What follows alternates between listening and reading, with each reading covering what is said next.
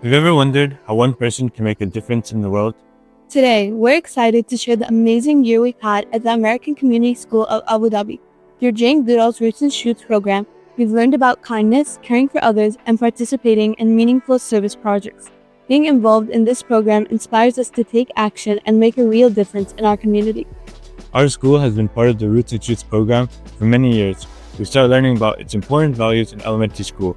As we grow up, we keep building on these ideas. It helps us take care of the environment, be responsible, and get involved in our community with life.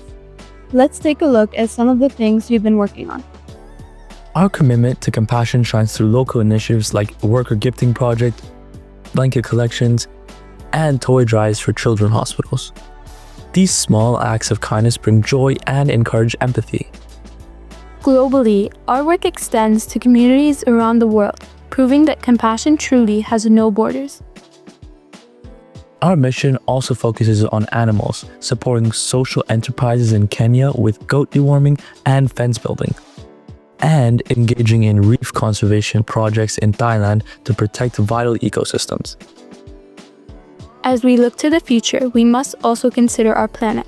Our participation in COP28 has opened doors for dialogue on climate action.